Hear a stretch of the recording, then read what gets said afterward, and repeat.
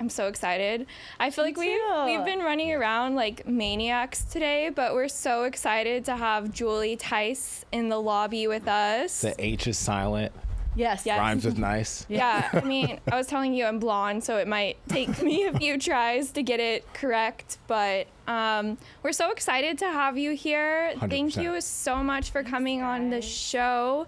We're trying to keep our podcast like Austin-based, like, you know, kind of interview like influencers, innovators, entrepreneurs, and I can't think of anyone better to have. I feel like you fit in so many boxes, which is good. Yes. Like you Or you don't fit in a box. Yeah, exactly. I'm like, well, I don't know which way to say it, but you are making your own way, and you're doing it in such a very different, authentic way. So it's valuable, but I think the audience definitely needs to hear a little bit more about you. Thanks, guys. Yeah. I'm worried about this mic. Is that the right? I think you're good. Yeah. Yeah. Like, Like a little bit closer. 2 fists away. Yeah. Okay.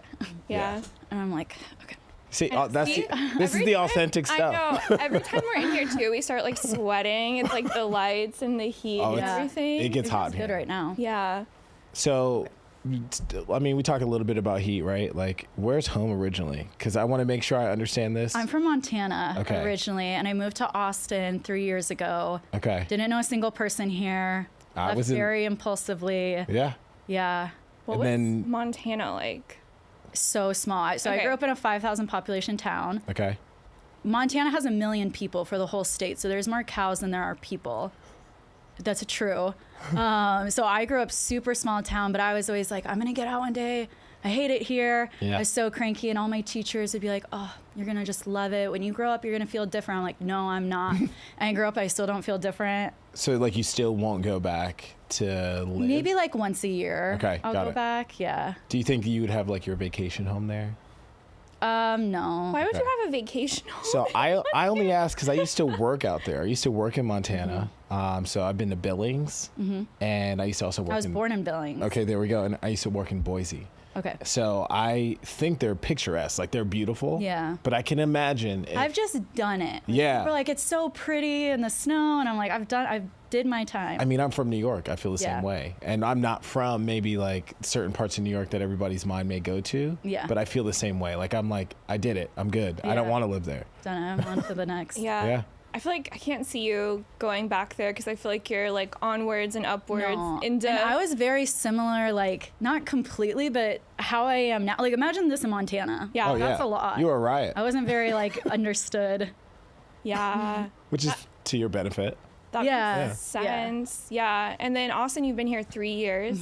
Yeah. That's crazy. So I've been here 6, and I did that same move. Like, my style of move was I moved here kind of like on a whim. I had the opportunity to live in Dallas or Houston, and I chose Austin because Yeah. I'd never visited. And then Yeah. when I first visited here, like maybe like 30 minutes in, I'm like, I'm in. Let's sign the lease. I actually typed in when I was like thinking about because I just went through a breakup. I'm like, best place for like hot, single, Wait. rich people to Austin. live. It was San Francisco was first. I remember. I think for like entrepreneurs. Yeah. Too. I think San Francisco is number 1, and then Austin was like somewhere number 2 or number 3, and I was like, okay, Wow. I guess. But a good thing too is like you're making your own way. Like you don't need anybody. Like it's amazing to witness. It's amazing to see. Yeah. The same thing that you search for of like why you came here, you're breaking barriers and doing it the way in which you want to. Yeah. Which is cool. Yeah, I feel like I found my way here. Yeah. I like Austin. Because, like, I was thinking about too, because, like, didn't you grow up in, like, foster care? Or what was that like? Because do you have family still in Montana? Or what does your kind of home life look like there? I don't speak to anyone. Like, I have a grandma that's still there, and like her and I speak, but that's not often. Yeah. So growing up, I was like, you know, single mom, so we were homeless on and off. I was in foster care a few of those times. But that, like when I was really younger, like a baby and like 2. But those are very important developmental years. So For sure. definitely. So yeah, it wasn't good growing up, which is probably another reason why I very much disliked it. And then like the second I turned 18, I've done this often. I put everything like in my truck, and I was like, I just drove left. up to the nearest college town, and I was like, I want to go to school. And they're like, you can't. You literally have to have like your parents sign off on all of this stuff. They're like, well, are you emancipated from the state? I'm like, no, I don't. I just left, you know? And they're like, well, you can't go to school. Like, you need your parents to sign this. And I was like, I don't like know where they're at. Like I don't talk to them. And the like lady in the registration office, she's like, okay. And she like bypassed the paperwork, and her name is Julie. I still remember her. That's amazing. And she enrolled me, and 4 years later I graduated with highest honors. And then I went on to get my master's degree. And then when I was done with my master's, I once again like sold everything, put everything like in my vehicle, and just drove down to Austin. So that's scary. That's your move. That's like when you're ready to go, you like pack I know, up. I just leave. I'm a runner, track star. Track star. Yeah, probably says something about my She's like, a runner, attachment she's a track style. I don't know. star. I mean, I think that's what's so fascinating too, because like you studied psychology, right? Yeah. In college. Do you think that was like affected by the way that you kind of were brought up, like in foster care and trying to understand maybe yourself or your family dynamic better? Yeah, completely. Yeah. I think I always had like a fascination for also like what separated people, which I know we'll get into, but even like the show The Trust really fascinated me about how like there's different like classes, genders, all of that. So I was a very like observant child, and I'd be like, why are we living like this? Why do other people live like that? Why also like are my parents like this to me? So I was just very curious about humans and human nature, but then also like, how do I break out of this? How do I become something different than like what I grew up in? Yeah. Wow. And it's so funny too, the way in which your brand attaches to a lot of that development, like education wise, right? Like your personal brand, I think it almost rings a different bell for me now, understanding that background and hearing a little bit more about it. Yeah. I'm now familiarized in a way where I'm like, like it just makes a little bit more sense when you're offering those impact statements or those versions of ways in which you can handle and deal with psychological kind of like indifferences that we all have. Yeah. Thank you. Yeah, and it's crazy because like you would never know like what your upbringing was like because you're such a well put together woman. I think it's so fascinating for you to like share your story and like where you kind of came from. Yeah. Because we were talking about, you know, a big thing we're going to talk about is this Netflix show that you were on, The Trust, but you also have a master's degree in psychology. So I was asking you, I was like, what were you doing before you were talking to the casting directors of the show? Like, were you taking on clients? Were you doing therapy for clients? Like, what was your career like before this big Netflix reality show? Yeah, so I went to school to at first be a therapist. So I have my bachelor's in applied psychology. My master's is also in psychology. But halfway through grad school, I also switched into a specialization in industrial organizational psychology. So I specialized in like sales, especially social media buying behavior. So I actually had like private clients that I took on to help them like build and scale their business through like the psychology of sales, which actually has a lot to do with like human nature. And there is like it probably plays it big into the show. Yeah, because there is like Honestly. human nature of like, it's how do people make decisions? Yeah. So there's some controversy around that because it's like, oh, are you manipulating people into buying? Well, people just, they're not as unbiased with their decisions as they think they are. Yeah. They're always being influenced. So it's either going to be you or another company. So that's what I focused on. But I was actually working in cryptocurrency and helping. So I had a corporate job in crypto, but crypto dudes like suck at marketing. So I was like, and there's stuff that they have to market. So I was doing that, but I also take on private clients and do more of that. Like it's not therapy, mentoring. But I coach a lot around like psychological addictions. Wow. Yeah. And I mean, that's like, I think how I first found you, because like being in Austin, we kind of have some like mutual girlfriends. But I remember at the time I was like scrolling on TikTok and it was during the Balenciaga scandal. And I think, you know, there's a pretty big family called the Kardashians that I don't know if they hated you for a second, but they weren't your biggest. I don't think they like me. I don't know if they're your biggest fan, Julie, because you do put a lot of content around kind of the psychology of the family, things that are occurring. What was it like when, you know, I guess it was it Kylie? Yeah.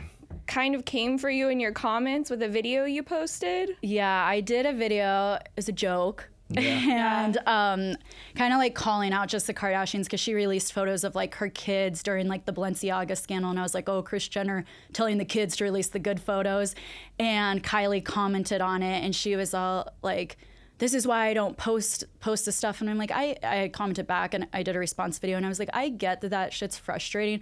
But at the same time, and then that video blew up. Like my video was on like the news. I mean, like BuzzFeed, E! Entertainment, Dutch News, Spanish News, Yahoo, everywhere.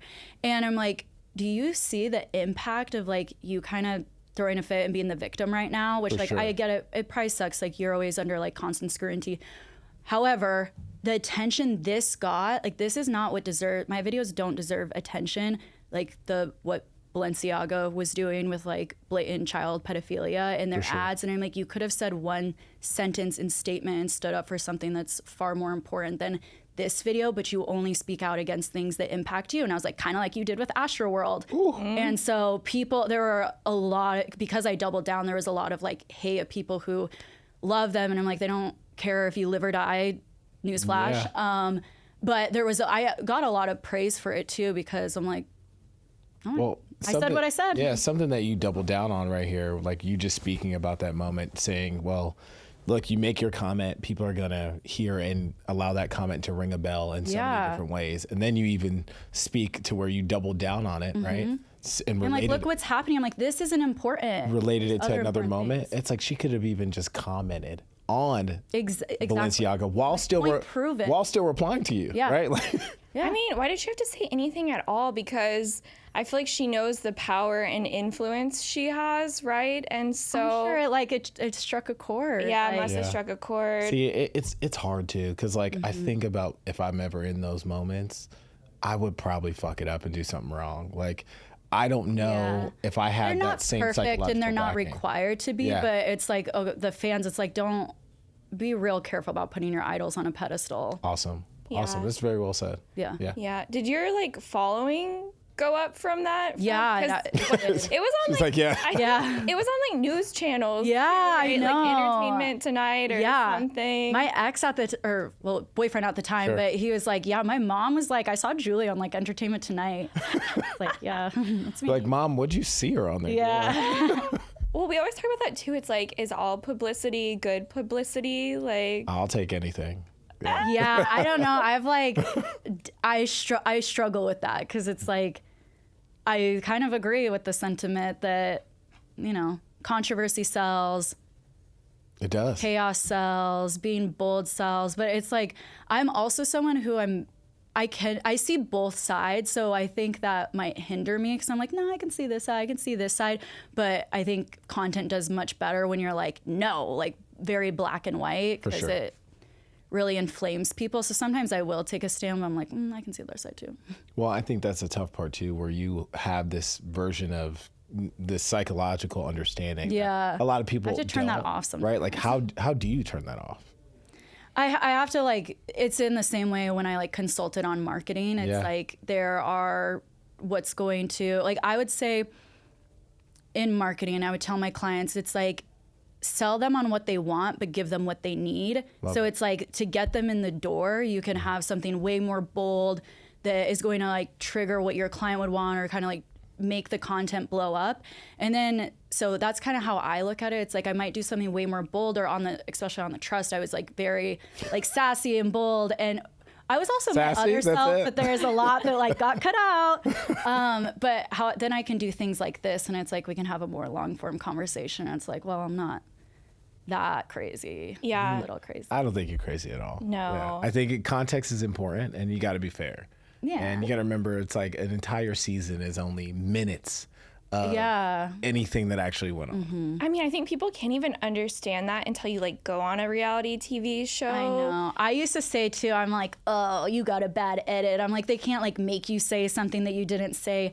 And so that's what I've been asked a lot is like, how real is it? And I won't say like anything really got manipulated that was filmed, but it's like there's way more context to it. So sometimes emotions are a lot more. It's like you cut someone else's story out and then so you kind of look stupid. Or just the thing you say and you're like, wait, I'm not just talking to a wall. Like somebody else provoked me. Yeah. Or sometimes even like the producers are like, so like I remember one time they were like, so Jake was there gaslighting you. And I was like, he was there gaslighting me. And it's like, he was. I'm like, yeah. It's like when you have your like best girlfriend and they're like hyping you up. Yeah. It's the same when you're like, well, for me, I would be like really sassy or say something, I don't know, bitchy maybe is the better adjective.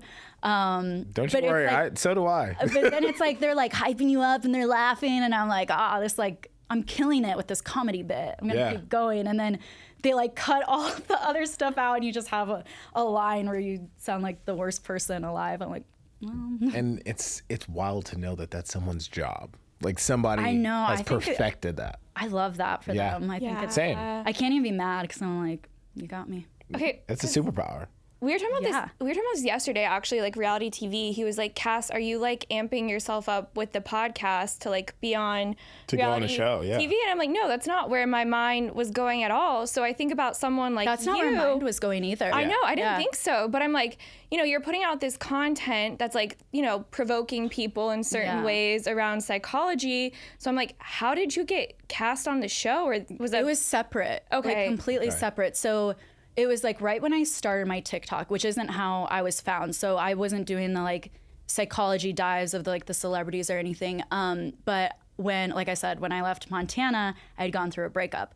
So I still had, I think, like a photo of me and my ex on there, and a casting director reached out and he was like, hey, will you and your boyfriend interview for Temptation Island? And I was like, oh, well, we broke up, so that will not be happening. And he's like, oh, well, like you could actually interview still to be like one of the hot singles. Do you want to do that? Don't you worry, I have another option and for you. I was like, I've never thought about it. I'm like, shit, I'm not doing anything. Like, I just moved and might as well. And so I interviewed, and I got really far in the casting process, like up to the point where they're like, okay, everything's done. This is where when your flights would be on standby. And then they called me and they're like, yeah, you're actually the alternate.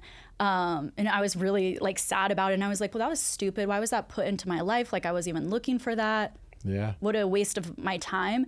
And then so a whole year goes by and I'm just like living my life, doing my thing. And the same casting director called me and he's like, hey, there's this new show. He's like, I can't tell you anything about it, but I remember you from your interview. He's like, I loved you. I can't believe they didn't take you. And he's like, will you interview for this? And I'm like, I had still has kind of a sour taste in my mouth from it, but I'm like, yeah, I guess. And then, but I really kept my expectations low because I saw how fast it can like get taken from you even on the day you're supposed to fly out. Yeah. So I really didn't take it seriously. And I was like, I probably won't get it.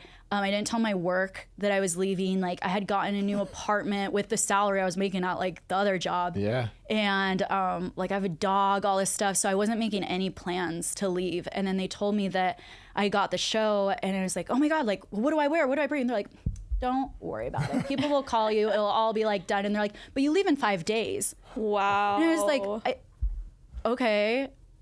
Told my work, I was like, can I have the time off? They're like, no, you cannot. Yeah. I was like, like a week away from, I was supposed to get like a $15,000 signing bonus. And I was a week away from that. And so, and they're like, well, if you leave, you can't come back. You have the signing bonus. So that also influenced some of my decisions on the trust where it's like, you guys are fine. Like, and I would say that I'm like, some of you guys are going back to a life. Like you have parents, you have jobs, you have this. I'm like, first of all, like I just blew this shit up to come here. When it was crazy because I got the $15,000 offer in the trust, and I was like, there's my signing bonus, and I was like, I have to take it. So that's like a sign that it was like the same amount of money, kind of pretty much more money, right? Sure. Yeah, it's crazy. And I mean that divine timing with a bit of like fear behind, like, hey, is this decision gonna like ruin my life? But also, like I was competitive when I went in. I didn't know that the show was going to be competing for money. None of us knew that. But I had a feeling because they did ask me a lot about my past and my views on money. And so I was like, maybe money will be involved. And I remember being in my hotel room and I was like, because they like quarantine us kind of. And I was like, if this is about money, like I'm gonna get that bag. I'm not being like nice. I'm going back to like trailer park Julie, survival mode. I'll do whatever. Is it okay to ask how much you want or? Yeah, it was like 67,000. That's awesome. 67,800. Yeah. That's awesome. I mean, because you also think about that amount of money can change anybody's tomorrow. Mm-hmm. But for sure, the way in which you're planning for the next year to 5 to 10. Yeah. Like that's awesome. Good for you. Yeah. That's so cool. But I mean, I feel like people. Like, did your friends know that you were, like, going on the show? Like, what happened? You're not supposed to tell anyone. Okay. So it was, like, I had to tell, like, you know, get my dog, like, watched and stuff. Yeah. So there is, like, some people, I'm like, they will literally think I died. Did you get your dog back? Yes, I did. But, like, I didn't, well, I'm not close to my family, so I, like, didn't tell them at all. And I love my dog. Oh, my God. What? Yeah, so really cute. That's crazy. That's a beautiful dog. But yeah, so I didn't tell my family. I turned on my phone after a month, didn't care. I'm like, okay, if I die, like no one would I know. guess. There were some friends too who it was like they didn't ask me really if I was like okay, but they kept sending me like party invites because like South by Southwest, and I was like, I guess that's sweet. Yeah. Like they didn't care that I was like not replying. They just kept like faithfully being like, if you want to come, it's the consistent. party. So there was that, and then I did have some of my like followers. They're like, hey Julie, I haven't seen you. I hope you're doing okay. Yeah. But yeah, you couldn't say anything. I had a bit after that. I would be at a party, people were like, where were you? And I was like, rehab. But it would be funny to be drinking. They're like, really? And I'm like, yeah. That's because It went great. the time Yeah, I'm cured. the time you went on the show, you already had like a lot of like a big following, right? Yeah. So she just disappeared, you know? Yeah. Which is almost like, I want to say, probably opposite of some of those other folks on the show, because they maybe didn't have a following, but they, as you said, you can go back home to mommy, daddy, Yeah. aunt, uncle, and they could take care of you financially. And you're like, I have a following, but I have to get this back. And I'm like, I don't have a safety net Yeah. at all. And even like leaving my job, like I sobbed on like the phone with them. Like it's like, maybe I shouldn't do this. Yeah. And I just had a gut feeling. But I'm like, yeah, there's no safety net. That's awesome. Did you have like that intuition, like telling you, like, go? Yeah. Yeah. I think it's awesome because you bet on yourself. Yeah. I think when you Yes. bet. But I didn't know it was Netflix. I didn't know. Yeah. I'm like, this could be one episode. I didn't know how long I'd be gone for. No clue what I was Yeah. going to be Yeah. doing. That's so scary. Yeah. But I will say, like, once we took our blindfold off and I like looked around, I was like, I got I'm this. gonna win. Yeah. So how does that work? So you get cast on the show. I know they quarantine you, right? Well, when we get there, we still don't know what the show is. So I Okay. show up to Dominican Republic. There's this guy who has my name on the sign. It says Julie Lynn, so not even my last name, and it doesn't speak English. And I like point to me. I land, and I was like, maybe this is part of the show. Like maybe this is social. They're gonna kidnap me, or they're trafficking me. I don't know. Like you really don't know. I really don't know. So I'm like, okay, and I just get in the car. That says something, I think, about all of us too. I'm like, damn, everyone else must be Y'all crazy. That's gonna be in town. y'all are a little trusting. I know. Yeah. Yeah. Low trust issues outside of the house, high trust issues inside of the house. But yeah, I was like, if they're trafficking me, they're doing such a good job that Like, fuck it, I'll I go. mean, I appreciate hard workers. So anyways, I get there, we get into our hotel, but then it's kind of like you have production come in and they're like, hi, you're not being trafficked, but you have to stay in your hotel room. They tape the door look thing out, so you can't like see, you can't leave your room. They have to walk you down to like dinner. You get like 30 minutes. It kind of was like rehab, maybe. Yeah. I've never been to rehab actually. Sure. But 30 minutes of like free, like outside time, sunlight time. You're in jail. In jail, yeah. So yeah, and then that was that for like 2 days, and then we would go and film kind of like our very first interview. We'd be like, "Hi, I'm Julie. I'm from Austin." And then when we were ready to actually film, still had no clue what the show was. They blindfolded all of us, which also fake eyelashes, and it's like messed up. It's hot. I'm like, I feel like I look so ugly that first day, especially. Did they give y'all like pool time? I'm like, I would have been how so did you- mad. Well, this was the first day, like, so this is before we like get in the house. So anyways, we're blindfolded like for hours, like in the car and stuff. They're like trying to give us Gatorade and stuff, but it's really hot. And then they were finally like, you can unblindfold yourself. So they start having people walk down, but we're spaced out, so we're not allowed to talk to each other, but I can see like who's in front of me and I'm not supposed to turn around. And there's like Mama J was right in front of me and she's like 70. So I'm like, what? Like, and then I see Tolu, who's in front, and she's like wearing her like Nigerian print dress. And I thought, I was like, they cast like a Nigerian princess. And then I see a cowboy and I'm like, what the fuck is kind of this? show Yeah. is this? Like we all look so different. Like, what is this going to be? Which is and then cool. so the opening scene where you really do see us all like get down there and we're kind of like looking around, and then Brooke Baldwin, she explains the concept of what we're going to be doing. So if you guys don't know, 11 strangers, she's like, you all just won $250,000 for, and you can go through the whole house and just share it, or you can vote someone, or you guys can have the choice to vote some people out of the trust and take more money for yourself. So like we're all like, that was very genuine. Like that was the first time we were told what the show was and what we were going to be doing. Crazy. Did you have any motivation to do that? Like, Well, I did end up voting a lot of people out. yeah. So, but I know if you would have done it the very first when everyone was standing there, because that was the only time it was public. She's like, you guys can start now. Like anyone who's going to do that, you're going to have a target on your back. Absolutely. So Right. no one's going to do that. Okay. But the very first one, yeah, like we voted. Yeah. Came out Like, guns I don't blazing. trust you. Well, Yeah. like, Yeah. even like, so just like, I guess being a female, I'm like, I'm thinking like hair, wardrobe when you're like I going know. on this show. Because if you're going to go on reality TV, you want to look good, right? Yeah. So I'm Yeah, like, no, I was they- like, I had enough time to get my nails done, like couldn't get my hair done. Like you literally are just bringing the clothes that you have. okay, so Wow. you brought the clothes having no idea like exactly what outfits you needed. They told us they were like, bring like, I don't know, like 10 outfits that would be like nice evening, 10 casual, 10 like swim, and 10 like workout ones, and take pictures, and we'll like make sure we approve it. Wow. So that's literally just whatever was in your closet. Because I was also working full time, like Yeah. till Yeah. the day I left. Do you feel like you arrive with some work clothes? No. Okay. I'm like, I'm like, what kind of question is that? I don't know. Guys No, don't get women's because the other thing I that hardly even wear work clothes to work. okay, the other thing is that they said, don't worry, the clothes will be taken care of. Well, they were like, told you- wardrobe will call you. Like, Okay. Yeah. So no, all the clothes are our clothes, but I was just like, what do I wear? And they're like, don't worry about it. Like, someone will call you and tell you what to wear. Okay. Oh yeah, I got it. thought when you said that at first too, I was like, oh, they provided her. Like, Yeah. No. It was just like whole wardrobe, wardrobe. will be like, pack this. Yeah. But yeah. oh my But I think honestly that too, with some of the reality TV shows, you get a little bit more of an authentic version of people. That's what they want. They when like they're wearing want like their how own. you.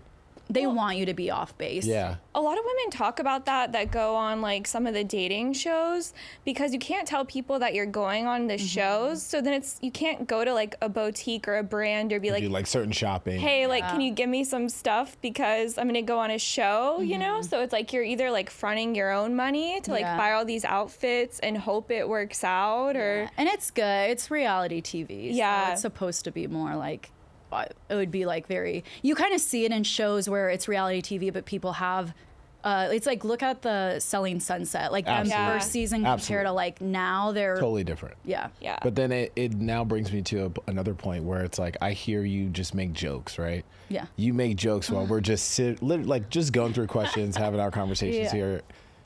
I can see where that may be hard to digest on a show. I know. Imagine all the other stuff getting cut out and just like for my sentences, you're just being and I'm petty. like losers. Like, yeah. Well, everything was taken. I thought we were kikiing. so literally, right? Because like even I remember the one episode I was watching, and like they were talking about you went to parties where they weigh Oh, my women, God. and that Yeah. blew Let's talk about up. that. Yeah, I know. let's talk about it. That was everywhere. And what is even more sad about this And is getting your I humor, talked I'm like, I about love this. that. It wasn't even humor. I talked about this in such an intelligent way. And so this goes back to Austin. They were like, oh, what's it like being in Austin? And I'm like, well, you know, like it's crazy. I'm in these like social circles and it's these like multimillionaires and there's all this alcohol and drugs. Like it's a very insane lifestyle. And I'm like, but there are these like unspoken rules. And I'm sure anytime you kind of get in those like upper circles, and like it's very well known that the value of a man is on his net worth and the value of a woman is on the way she looks. And I'm like, I went to a party one time and there was a scale outside of the door. No one was being weighed. They were like, the people were being assholes and it was like a joke and they're like, haha, no fat chicks. And that's like crude, and there's so many things wrong with that, but it was like just an observation that I had. I'm like, but a scale doesn't need to exist for women to know that there are these unspoken rules and we have to make those choices then. So for me, it's like, do I lean into this like pretty privilege? I think a lot of women have to go through that. Do we lean into this like pretty privilege in this small patriarchal system where it's designed to hold us back and we mostly do not benefit? Or do we take advantage of the small piece that we have, knowing it's demeaning of ourselves, but I can still benefit? That is exactly how I said it. All of that got cut out. So they took secrets like from like they were interviewing me and that. So that was during casting interviews, and they all took like, you know, just the most unhinged things we said. So we also didn't know. So I think some people think we chose our own secrets. That wasn't true. The production chose that. And I get it. It's very like, I told that story to my therapist and she's like, what? Like, that's crazy. And I'm like, but no one was being weighed and it is wrong. And I know some people are like, well, then you shouldn't have gone to that party. And I'm like, we are all faced with that though, that we have to like, it's not my advocacy arena. I'm like, I get your point. And I also, it wasn't my scale, it wasn't my party, it wasn't my like. Yeah, it wasn't like you were going back to that party every Saturday at 12. Like, yeah, it's but like, and I get it. Like there is a part where it's like, oh, you know what, you know, let pass, you permit. Fair. However, it's like that's not the only example where we look the other way. And it's like both parties, both men and women, we don't benefit in those systems. And I'm like, but I also didn't create this patriarchal system. Yeah. Right. But I have to make a choice of, do I benefit? And then even on the show, I get faced with that. And I've like, you know, with the relationship that I had with Jake, and I've gotten a lot of hate with that. It's like, oh, you're not a girl's girl, like just blatant slut shaming for it. Like, yeah, I'm gonna like flirt and I'm gonna manipulate and I'm gonna use this to my advantage. You could see it like, oh, that's the worst thing that you could do. Maybe. Yeah. I'm gonna win. Like yeah. Sometimes I'm gonna look the other way and I'm like, I'm going to win. And yeah. I knew these things exist though, whether I take benefit in them or not. For sure. So I'm gonna take benefit of it. Have you ever seen Mad Men? Mm-mm. It's like, it just even going back to like, you know, like the 1950s or whatever, when women first started their corporate careers, like a lot of them had to take advantage of like pretty privilege, you know, being around men for the first time, having careers, being secretaries. And so you're just hitting the nail on the head of like, this has always been an issue. And you can either look at pretty privilege to your advantage. I mean, I feel like it's usually seen as like a negative thing, but it could just be like you're magnetic and you're taking advantage of that. There are so many systems we don't benefit in. Right. So I'm like, yeah, if this is a small one, but I'm like, I get it, kind of like lets the monster live. But I'm like, it's exactly what I was talking about in marketing, how some people are like, oh, that's manipulative that you're teaching that. But if I'm not doing, another corporation is going to. For sure. Right. So. And you want to get your point I would across. rather have myself at the top, knowing that at the end of the day, after all of this like strategy for me to get to the top, I am a loving and caring person and I have plans to do good in this world, versus someone who is not that way truly. So I'm like, I actually think there's a benefit to me being at the top. That's like commendable, because I feel like that's you having your own back and showing up for yourself, you know, and knowing at the end of the day, all we have is like ourselves truly, you know? But you bring up a point too that I think should be discussed a little bit more of how do you, like, your male kind of fans versus female fans approach you online? It's interesting. So like before the show, I definitely had like my TikTok audience was like 98% female. Sure. And it actually still is pretty like heavily female. My audience on Instagram is pretty heavily female. My Snapchat audience is like very male. Everyone's so nice to me on Snapchat. I like never had a Snapchat until I was like, now I'm a creator on there, so I can like make money. So I'm on Snapchat. But it's strange with like hate comments.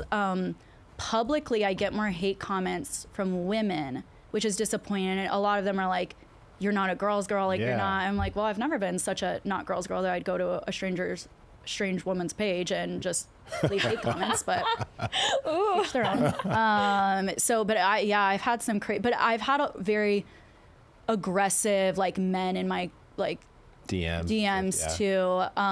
Like I had this one guy, he's like, just so you know, my girlfriend wouldn't approve of this, but it was so hateful, like it hit like any point, like my looks, my character, like just in really like crude and disgusting like way. And I'm like, did you know this person at all? Yeah, I don't know any of them.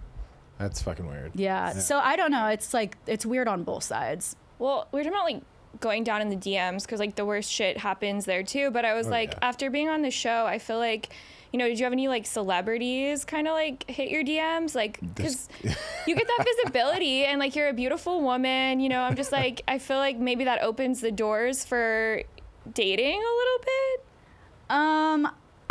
So when I was like we were all in Los Angeles after the show, and it was like, that's when my social media was popping off. So it was really easy to like go to parties. So I took like Tolu, and we went with like FaZe Banks, and that was cool, but it wasn't anything like weird or So I feel like the access to like parties was a lot easier, especially like being in LA. And then like if you're in Netflix, a lot of like the Netflix like universe is very niche, and that's something its own ecosystem. Yeah, so we all have that in common. So it's like they're like we follow each other and stuff. And then I guess now I want to know on the brand side, like, have you gotten like a very weird brand offering since being on the show? Not really. I honestly thought I would. No, I probably wouldn't. So hit me up. Make it rain. My soul is for sale. But Yeah, that's not true. I've gotten like a couple, but nothing like major, you know. And I kind of thought that I would, so I really realized after. And again, I'm glad I played that game then, because there was a part of me that's like, oh, maybe I should be more angelic on the show, and that will help me like with the audience of America and like brand deals and stuff. And I'm really glad I wasn't, because just like my fear on the show, I was like, on the outside of this, I only have myself to rely on. No one is coming to save me. And but I was like, oh, you know, I'll be on Netflix. Maybe everything will just like fall into my lap, and it didn't. So I still have that same like responsibility. We all do, to make it happen for myself. But I'm sure it opened up doors, but it's like I have to be the one to turn the knob, knock, and like keep going. So nothing's been like a lot easier. So I'm like, God, I'm glad I have that money, and like I'm glad I took that money. I'm glad I voted people out. I mean, no regrets. I should have voted more people out. Yeah, I should have. Would you do another reality TV show now, seeing like the money that you've made from doing this show? Yeah. Yeah, I definitely would. Do you have any shows that you would like want to be on? I would. So I've been interviewed, like, but I don't think I can like say already. But I'm not going as of right now. So, but it's like in. Like, I feel like another one's coming. See, I want the juicy shit. I think I would do well on a dating show, actually. Because everyone already, like, they're like, you made that into a dating show. I'm like, oh, you guys are so welcome. You got the best of both worlds. Yeah. Like, anything's a dating show if you're hot enough. Right. And do you still keep in, like, contact with any of the people from the show? Yeah, what about Jake? No, Jake and I don't talk anymore. It's tough. It's tough. Whatever. So we talked for a little bit after the show, but I think on both sides, pretty much I saw his social media and I'm like, what the fuck? Yeah. We're just very different in our approach to things. But it was hard because like what people don't see, they're like, how could you? Like he's so like this, what other people say, like misogynistic, racist, all this shit. And I'm like, yeah, I did not approve of the content, but I was like, I had a different relationship with him. And like, he was very, and this is another part that didn't really get on the show. This is the part that I'm mad about with editing, is it looks like I'm way more like I'm in pursuit, but it really doesn't if you line some things up. And I'm like, like him trying to kiss me, me kind of like putting it on the back burner. And I was asked so much, like, while we were filming the show, it's like, why won't you move things forward with Jake? Why won't you move things forward? And I'm like, I don't know. I'm like, I think that we have chemistry, but we don't have compatibility. And I'm focused on the competition. So I'm like, I will, sure. But I'm like, it's nice to have someone to flirt with, you know? But we did have a relationship. We lived with each other for like a whole month. And in that, like, Jake was very like protective of me. Sweet. I saw him as like a very like stand-up guy. He talked about like being in the military and like standing up for like women and how they would like psychologically mess with the soldiers that way when they were like in camp, and they would hit women in front of them because they knew they're not supposed to break. And they're like, if you're ever a prisoner of war. So when I was hearing all that, I'm like, wow, like I love the way like you speak about this. And it was like, so that was the other thing, is people really say like, you ruined the Women's Alliance. And I'm like, well, the hard part is that I'm like, I kind of had the gut feeling, and it ended up being true, that they were like talking shit about me, that they would vote me out. I think as women, we all have those experiences of like, you're very like a very best friend that one day like betrayed you, and you're like, how could you?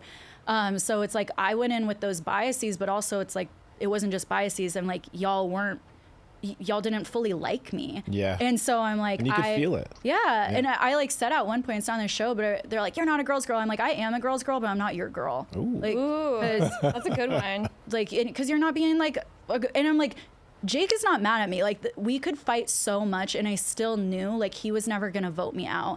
And I think, again, it's kind of like using that advantage as a woman of knowing, you know, like a man that you like has the idea of you, but hasn't like locked it down. Like, there's no better like pursuit or loyalty to like the kind of fantasy of you. And I'm sorry, that's basic human psychology. And I feel like I get in trouble a lot for having that level of awareness, because it's like, oh, because she's acting on it, she's manipulative. But I'm like, I can't turn it off. I have all this information in my brain. So it's like, I'm going to benefit in the sectors where I know. The sad part is like there's other people that have that same experience in other lines of work, right? And they manipulate that information. So like, girl, I'm like, it's a show. So I'm like, enjoy the entertainment of it. You're smart. You got your education. Like, no one can use that against you. Yeah. So anyways, that all wrapped up.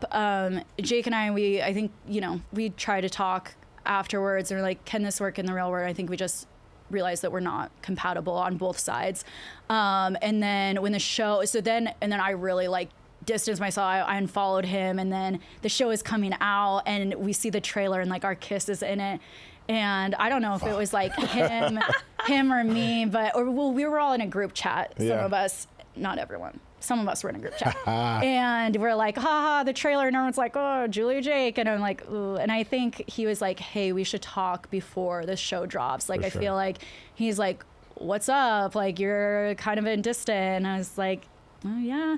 And then we kind of like patched things up, and we're just like, I feel like friends. But it was really hard because Tolu and I have a really strong friendship, and they are at odds for so many different reasons, and some of those reasons are valid, of course, and which put me in the middle, the same way I felt in the middle on the show, because I'm like, okay, well, I have this guy who's like protecting me, but then I have like my best friend being like, he is like saying like racist things, like now he's you're doing in real like life microaggression things. So it's like I was kind of in the same predicament where I'm like, even if we're just friends, it's like I have loyalty to my girl, like who is actually my girl now, and like, but so anyways, once him and Tolu had like a public fallout, like we were all interviewed, no one liked the interviews about each other, and the articles were spicy on both sides. So Jake really didn't like what Tolu said. He made 3 videos about her, and I was like, That's have it. to like take my girl's side, and I was like, I'm unfollowing you, like I can't. See, it does sound Kudos like to you. You're such a girl's girl for the girls that have your back as well. Yeah. And I have to think that like going on the show, did you notice that like any of your girlfriends, like maybe here in Austin or friends that you had, kind of distanced themselves from like jealousy, like, because you're doing well, you've got a Netflix show, you got the bag, girl. Yeah, you got the bag. Even like coming off the show, like walking away with that money, did you feel like people were trying to take advantage of that, like have you pay for dinners, pay for drinks, anything like that? Well, we didn't get the money until after the show aired, right? So I had that whole like year, and by the way, it's all in crypto, so don't be asking me for shit. You want some Bitcoin? Yeah, I do. Giving me some, I would love some. Yeah. So yes, I would. If anyone offers you Bitcoin, I love how this ties into like you being in crypto before even going on the show I'm too. Tied up. Don't ask me for shit. And I'm up. My portfolio's up. There's so many ways your humor keeps coming out, and I'm just like, it's so good. It's messed up if they used it incorrectly. Yeah. Okay. Well, that's good self-awareness for me to have. I think even worse than them distancing themselves, they didn't distance themselves, but would be like that secret hater friend of like undermining you, saying those like like where you can't exactly like full out say it, but you can feel it, and it's like those small sentences. And I'm like, I wish people would. I distance myself. I don't put up with that shit. Like, so I will distance myself. But yeah, I didn't feel that, like, no one distanced themselves, but I'm like, they made themselves, I was able to like take notes, take information, and then I made subsequent decisions after that. And they make, it's almost like that effort tries to make you look crazy. Mm-hmm. But then it's like, wait, no, I'm way more emotionally intelligent than any of this game you want to play. Yeah. I'm very, I'm non-reactive. Yeah, and I think same. In that regard, like if you're already feeling like jealousy and envious, or envy, that is an emotional reaction. So in any of the like kind of, I did have some fallouts, but I would say like I'm not doing this, and they like flipped out. So I'm like, you look stupid. Yeah. Yeah.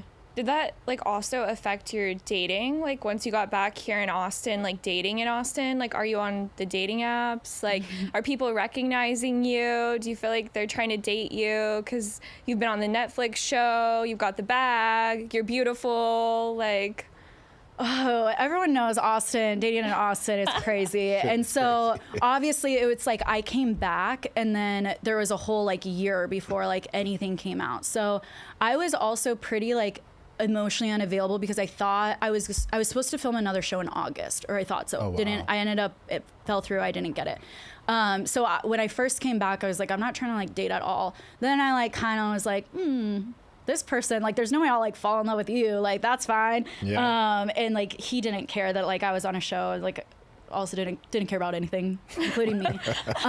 So that probably went on for like too long. I know we talked about like toxic relationships before this. Yeah. So, but after that was done and the show came out, I don't know. I'm like, I don't know. I'm not on the apps. I don't date a lot, and I won't say yes to like a first date often. I ignore my DMs. I'm still emotionally unavailable, so Good for you. Yeah. it's not exciting to me. Yeah. Well, it sounds like there's so many ways you protect your peace. Yeah. Honestly, it's like you protect your peace financially, you protect your peace emotionally, you protect your peace like just sharing yourself with somebody, and I think that has to do with both of those other different segments as well. Yeah. So I mean, I think it's good for crazy you. for being an influencer because in some ways I think like I seem very like open and I'm sharing a lot, but in like real life I'm like, go sit over there. Yeah. Don't touch me, don't like talk to me. Yeah. I think you can share a lot of things, but still be like a very guarded person. Yeah. Like people really not know like a lot of things about you. For sure. And I think it's funny because I was talking to you about narcissists because I had been recently dating a guy and I was asking you because I know, you have your master's degree in psychology. And I was like, I think his... Trying to become a client. Yeah, I'm trying to learn. I'm like, Julie... Hey, we could have dated the same guy. I know. That's what you're saying is like, because I was telling you I'm drawn to narcissists and you were like, that's happened to me too. But I was like, there was a guy I was dating where I think he was like a true narcissist where his eyes would like go black. And I'm like, I've never That's scary. experienced that It's a in my thing. life. Yeah. I mean, I started getting on TikTok. I was like, is this a psychopath? Like, the eye thing is so I'd be weird. like, what drugs you on? I think that is. It's like their pupils are so like Yeah. open, but Yeah.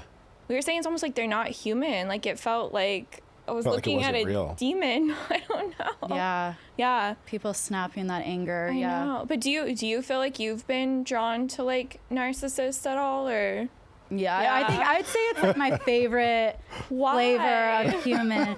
Okay, well let's Yeah. get this out. There's some good things. There's Yes. some positive qualities about Okay. narcissists. They're very sure. charming. They're charismatic. They're like kind of sparkly. The ones I've dated are very intelligent, like truly not just pretending. Intelligent, successful.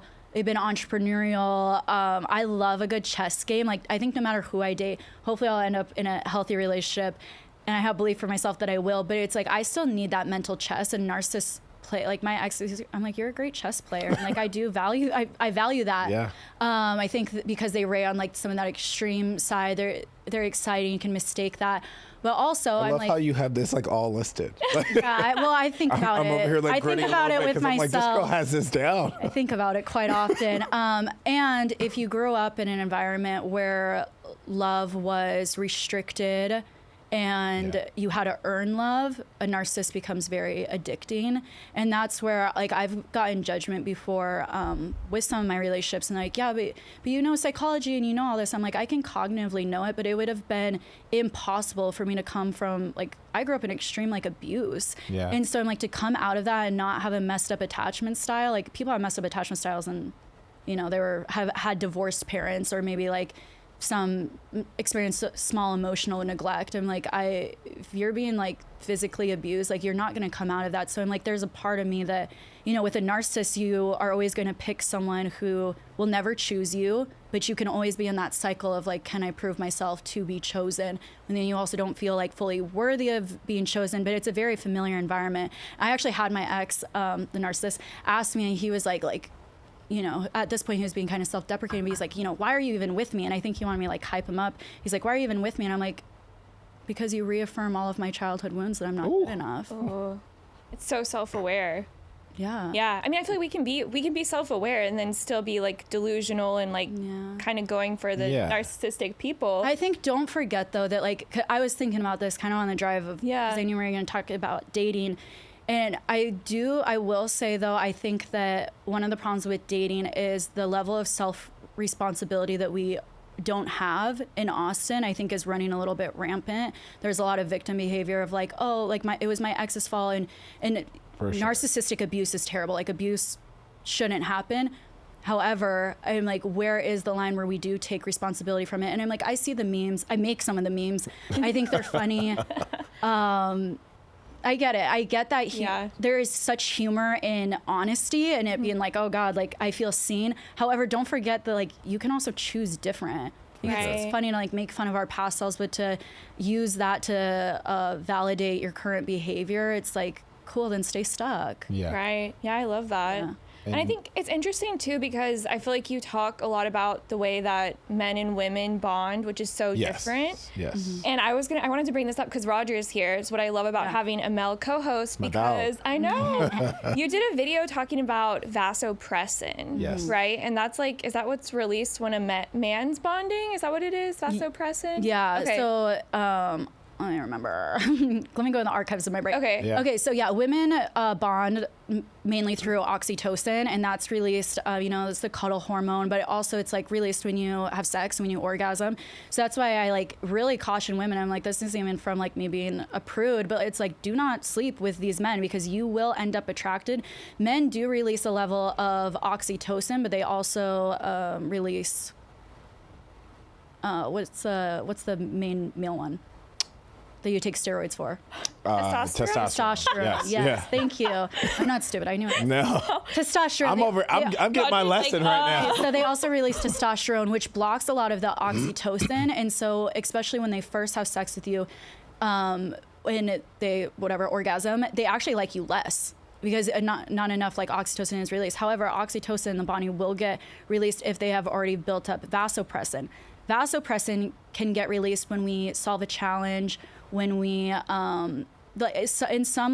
in stress that you can solve, but it also is released in like mate guarding behavior. But pretty much they have to like actually like you, and that has to be, and it's the pursuit. Vasopressin is a big like pursuit one. So also I knew this going in again with the trust. I'm like, even with kissing, I'm like, the more I like kind of hold off, number one, because I'm like, if we kiss now, this is so much stuff. I haven't said this in an interview, but I'm like, if like there was strategy, I'm like, if we kiss now, we're gonna have to like keep progressing our relationship to like it just has to keep moving forward, or else he's gonna like feel rejected. So I'm like, I have to like really hold off on this to like make sure everyone is like playing into my chess game, so I can keep being the puppet master. Sure. So again, I'm like, the longer you wait and the more that there's the pursuit there, and that pursuit really has to be there. So there is a huge downside to women sleeping with men way quicker, and we're not benefiting. Like, I think there's this wave of feminism of like, do what you want with your body, and we should be able to do it. But it's like we are losing out. Like, so yeah. I'm not trying to do that. Isn't vasopressin also released like when you stress a man out? I think. Yeah. So it is, but it's like like it should be stress. Vasopressin is best released. It's like stress you can solve. If you're like a chronic pain in the ass and you have like your relationship is just unhealthy, that ends up being a stress you can't solve. And when men have stress they can't solve, then they're releasing cortisol, and that the chemicals that are released then will lead to like erectile dysfunction, being overweight, depression, anxiety. So that's the kind of difference. So if you're like, okay, how can I like stress him out a little bit? It's like, well, instead of stressing him out, give him a problem that he can like solve. Like, have him decide where you go to dinner. Even with like if a man's like parking, I've had to do this. It's not good to be like, oh, go park over there. Like, I really shut up, and it's like, you can let him solve the problem of parking. Even like they don't like when you step in. It like reduces their like masculinity. Like, let your man park. Just don't be like the passenger seat driver. I'm over here getting like taught right now. Yeah. So there's like stuff, and I'm like, I have things to say, but there are kind of like a pick your battles so he can like solve some of those problems, and it's not unhealthy. Of course, you can create a trauma bond with someone. For sure. But a trauma bond will only work with people who are unhealthy. You'll never be able to like, you might be able to keep that person, you keep them for a long time, but what kind of quality of relationship do you want? So if I was trying to get someone to bond with me, I could do that. Maybe I would short term. Well, I look at some bonds that I've had as a man, and it's like there's some bonds that I've had where a lot of that, what kept me going back was that solving. of a problem, or like feeling as if I had that answer. And it's, and I'm not one where I'm like, oh, I know all the answers or this or that, but it is addicting. Like it really is addicting, where you almost want to help. You almost really want to be a part of somebody's. That's good. That shows like you're activating your masculinity. For if sure. a man doesn't do that either, like do not be with him. He is a bad partner. If you kind of give him a problem, he kind of crumbles, or like, what do you think? Like, bad. Yeah. But then it's like I bulldoze those men. That's the same dude in Austin though. I don't know if that's healthy, but I'm like, my feminine is not activated. No, I'm like, well, now I have to problem solve because you're a shit problem solver. Yeah. Now I'm mad. Now I'm the masculine. I don't want to be that. It's the same dude in Austin though that can potentially fall under that like heavy painted coat of like, oh, you're just that narcissist. But then there's also versions of like, well, if that is true, this is how it is. So this plays into some of that as well. Okay, so this is the polarity. So in traditional masculine, feminine polarity, you would want, if you want to be the masculine, to have your thoughts respected. In the feminine energy, the highest value is to have your feelings cherished. With a narcissist, they want both their thoughts respected and their feelings cherished while doing neither of it for you. So the polarity doesn't exist in there. Like to have a truly healthy, I believe, healthy relationship, usually it's the man, but can be any gender, but one of them has to decide which one do you want to be. So I think as a woman, when we kind of are those bulldozers, or I naturally lean into like masculine, I have to be really careful in my relationship with a man. It's like, well, do I want my thoughts respected or do I want my feelings cherished? And that's hard for me. I'm an intelligent like woman. Like I used to really go to battle, and I don't do it anymore because I'm like, you can have your thoughts respected just like I would want, even if I think I'm smarter. And I want my feelings cherished, even if you think I'm fucking crazy and being irrational. So that's what I have chosen. But you'll know if you're with a narcissist when they don't respect your thinking, they won't cherish your feelings, and they require both. And that's where you kind of get like why, like you are actually the emotional one. Why am I like carrying you, kind of feeling like I'm doing the masculine work, but also like I'm getting nothing out of this. Shit. That's rocked my world. I know. I'm like, whoa. It's a great way to tell. Not only is it a great way to tell, it's like it's also a great way to lead into our last question, which is, what's the biggest misconception about you? But I'm tuned into your dating life. Do you have like a really bad dating story you want to share before misconceptions? Oh my gosh, I don't know. I was stabbed by an ex one time. What? Wait, what? What? Yeah. That was a while ago. I was like by what? 21, by a butcher knife in my leg. I have like the scar on my leg, but I don't mean, I'm not laughing at you. Well, I'm not laughing at you. That's like crazy. I just can't even believe that actually happened. Why? He's just mad at me. Oh, that's crazy. We'll just leave it at that for now. But the same I jumped out of a moving car to like get away from him too. So like, I'll take it there. Yeah. Sure. I haven't. But that story's a little bit more funny because I remember being like, pull over, let me out. And we were like kind of on a dirt road, and he's like, absolutely not. And I was like, kind of like open the door, and I'm like, he's not gonna like call, like, he's not gonna call my bluff. And I open the door, and he like keeps driving, and I remember like looking down at the ground, and I'm like, that doesn't look so bad. And I jumped out, but that's literally what inertia is. It's like an object in motion will stay in motion. I just went, and then I got up and I like started like running, and he was like an athlete. So way fast. I got caught in like 2 seconds. That's kind of funny. That's great. I mean, we all have some of those stories in our closet, you know? Not. Yeah. Yeah, maybe. I think there's a lot of misconceptions, but I think that will always happen with, I think I have a dynamic personality, and like kind of how we started the podcast is because I don't have one box. There will be a lot of things. I'm sure I've heard a lot of it, like the most vile woman on earth, stupid.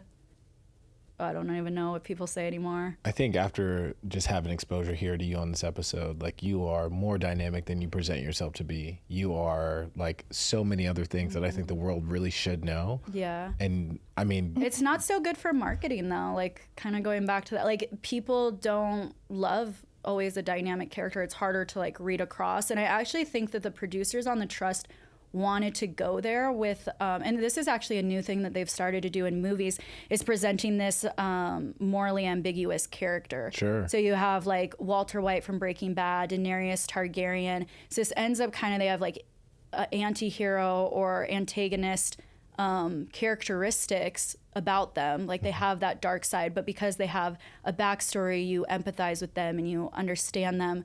So this is newer in media, because before when they try, it's like people are very comfortable with like good versus evil. Yeah. Like that's how it should be. That people aren't very comfortable with the gray area. So prior to where we're at now, those characters didn't ever perform very well. And now we're like kind of getting to a place where people, I think, are craving more characters that are dynamic and interesting, and we like see some of ourselves, and now we realize the world isn't like so black and white. I also think it's an intelligence thing of, if you really like those characters, you know that it's like we all make those decisions and it's in the gray.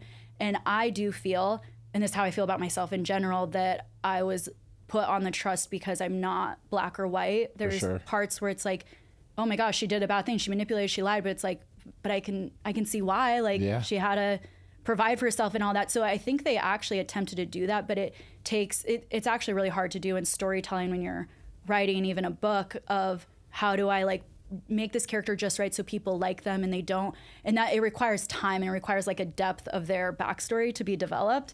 I really like this is like the psychology of storytelling, which I really love. Yeah.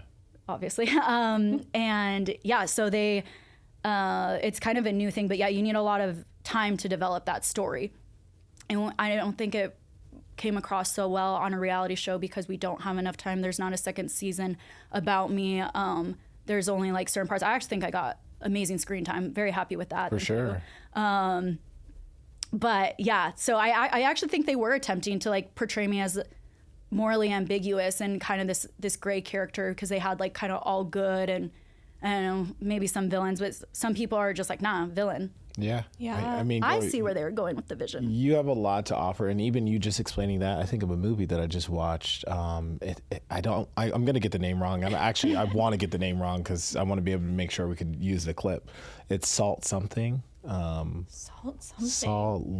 I think it's like Saltburn.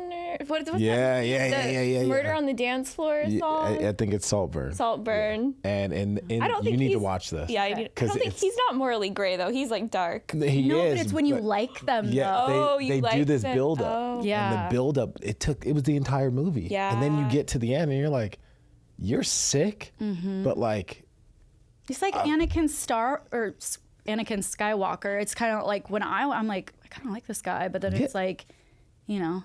And I don't like the Saltburn guy, but it's like he's sick, but they give you background on some of the things that went on. Yeah. And you're like, I would never Now we do have this. full movies about the villain, like the Joker, like how does it, and it's like, yeah, you're doing all this bad thing, but it's like, that's the main character. There's part of you that gets it. Yeah. The Joker, you hear people making fun of the guy. He deals with a disease and like an abusive mom. yeah. I think that's what's hard too, though, because you have like main character energy. Oh, you yeah. just do. Yeah. You like come in a room and you like light it up. thank you. So yeah. Sweet.